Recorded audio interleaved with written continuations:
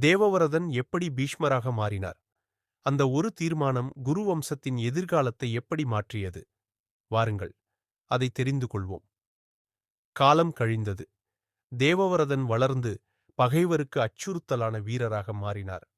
அறிவிலும் ஆற்றலிலும் யுத்தத்தில் மட்டுமல்ல, ஆளுமை குணத்திலும் அவர் எல்லோரையும் கவர்ந்துவிட்டார். அவர் மக்களால் நேசிக்கப்பட்டார்.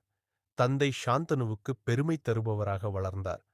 ஆனால் ஒருநாள் தேவவரதன் எதிர்பாராத ஒரு நிகழ்வால் தனது வாழ்க்கையை மாற்றிக்கொள்ள நேரிட்டது.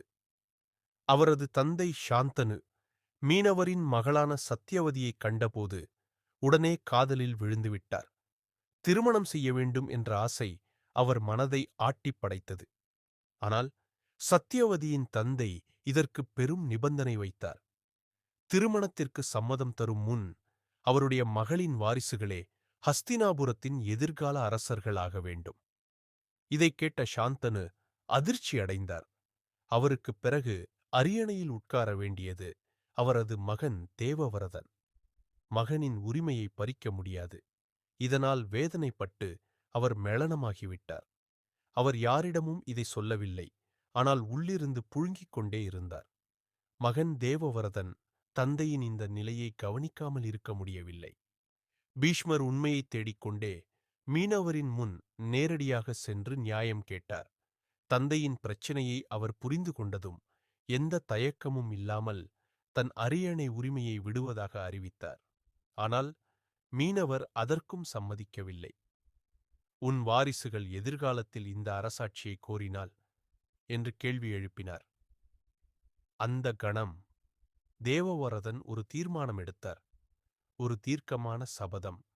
வாழ்க்கை முழுவதும் திருமணம் செய்ய மாட்டேன். வாரிசுகளை ஏற்படுத்த மாட்டேன். சத்யவதியின் சந்ததிக்கே ஹஸ்தினாபுரம் சொந்தமாக இருக்கும். அந்த நொடியில் அவனுடைய வார்த்தைகள் ஆகாயத்தில் அதிர்ந்து ஒலித்தன. எல்லா கோட்பாடுகளுக்கும் அப்பாற்பட்ட மனித மனதைச் சுண்டி இழுக்கும் ஒரு தியாகம் அது. ஆகாயத்தில் வானவர்கள் இவரை பாராட்டினர். இனிமேல் நீ தேவவரதன் அல்ல, பீஷ்மன், கொடிய சபதம் எடுத்தவன் என்பது பொருள். அந்த நாளிலிருந்து அவர் பீஷ்மராக அழைக்கப்பட்டார். இந்த தீர்மானத்திற்குப் பரிசாக அவரது தந்தை அவருக்கு ஒரு வரம் வழங்கினார். இச்சா மரணம். தன் மரணத்தை தானே தேர்ந்தெடுக்கக்கூடிய சக்தி. இதன் மூலம் பீஷ்மர் தன் வாழ்க்கையை முழுவதுமாக ஹஸ்தினாபுரத்திற்கே அர்ப்பணித்தார். ஆனால் இது அவருடைய பயணத்தின் ஆரம்பம் மட்டுமே. ஹஸ்தினாபுரத்தின் காவலராக அவர் எப்படி இருந்தார்? மகாபாரதத்தில் அவர் எப்படி போராடினார்? அந்த வினாக்களுக்கு பதில் பெற அடுத்த பகுதிக்கு தயாராகுங்கள். சப்ஸ்கிரைப் செய்து கொள்ளுங்கள். தொடர்ந்து பாருங்கள்.